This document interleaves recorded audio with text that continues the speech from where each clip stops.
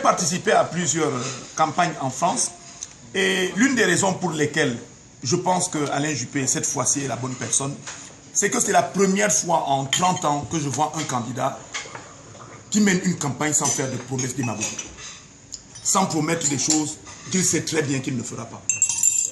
Et c'est l'une des choses sur lesquelles nous devons nous fonder pour lui accorder notre confiance. Il n'y a pas de promesse. Parce que souvent on dit aux Africains, vous aurez des maisons, vous aurez vos papiers, vous aurez ceci. Et quand nous rencontrons des Africains lors des réunions, la première chose qu'ils nous disent, c'est qu'est-ce qu'on va nous donner?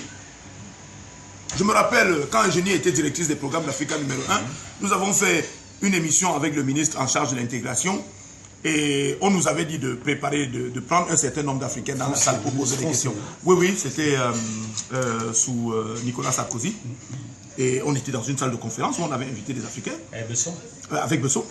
Et à la fin, on a donné la parole au public. Et nous, on a failli passer sous la table. Il y avait des gens comme vous et moi à table qui ont pris la parole pour dire « Monsieur le ministre, je vous ai parlé tout à l'heure de mon problème de papier là. Comment on va faire ?» Attendez. Attendez. Et c'est l'image que notre communauté renvoie à nos compatriotes caucasiens.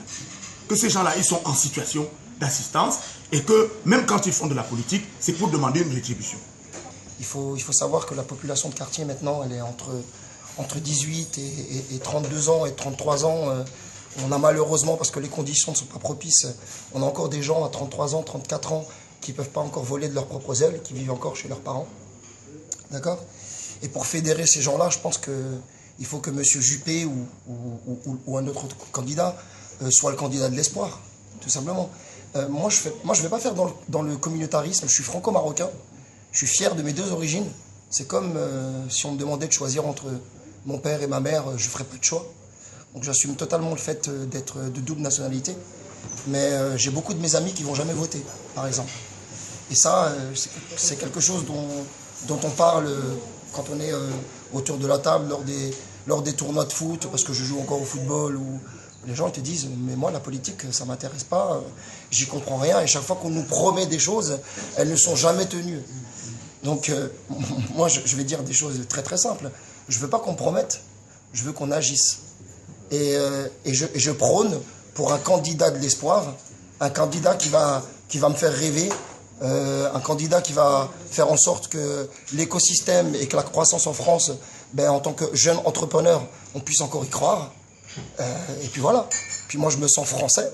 C'est vrai, certes, je ne suis pas caucasien, mais je me sens parfaitement français. Je ne ressens pas cette envie de prôner le pro-Afrique. Il faut que les gens ils acceptent que maintenant, les Africains, je vais prendre une image qui va peut-être choquer certains, ça fait longtemps qu'on ne chasse plus l'antilope avec la sagaie, et qu'on fait Centrale, Supélec, des écoles d'ingénieurs, qu'on est diplômé universitaire, qu'on monte des entreprises. Et je veux que cette valeur-là soit reconnue, mais reconnue de manière publique et qu'on puisse valoriser les personnes comme tous les gens qui entreprennent et qui vont donner de l'espoir aux autres, aux suivants, quoi. Je pense que ça doit être le candidat, c'est la figure, c'est la vision du candidat que j'ai dans mon esprit, quoi. Donc, voilà.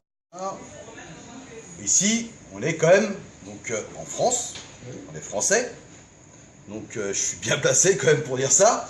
Je suis quand même donc d'origine portugaise, marié avec une Tunisienne, mon beau-père donc tunisien, ma belle-mère d'origine bretonne, mon beau-frère d'origine africaine, qui connaît très bien. Donc, mais pour moi, je me sens français.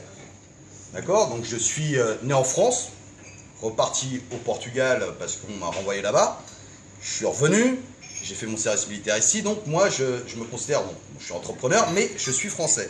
Donc on parle, effectivement, on voit, tout à l'heure, on nous dit, où sommes-nous représentés? Franchement, j'ai pas regardé. Moi, ce que je vois, c'est des Français. Il manque effectivement quand même l'image d'un bac. C'est con, mais c'est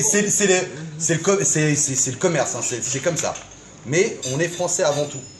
Et ce que je voudrais dire, c'est qu'on est là pour se battre, pour dire justement qu'Alain Juppé, il faut qu'il nous représente tous en tant que Français, qu'est-ce qu'il va faire, qu'il a de plus, qui va aider notre pays à se relever de toutes nos races ethniques et ainsi de suite, et de tous les problèmes qu'on a. Mais parlons pas, on est là depuis tout à l'heure, donc je me dis, bon, merde, je suis le seul blanc, non, je suis pas le seul. Je dis, mais je me considère En minorité. européen. Non, non, pas en minorité, non. Je me considère européen, français, mais avant tout, on est tous frères. Je pense qu'il n'y a qu'un seul bon Dieu. D'accord? On descend tous d'un même bon Dieu, ok? Il y en a qui sont noirs, jaunes, black, blancs, beurre. Mais non, il faut qu'on se batte. Moi aussi, je viens d'une cité. Donc moi aussi, je me suis battu.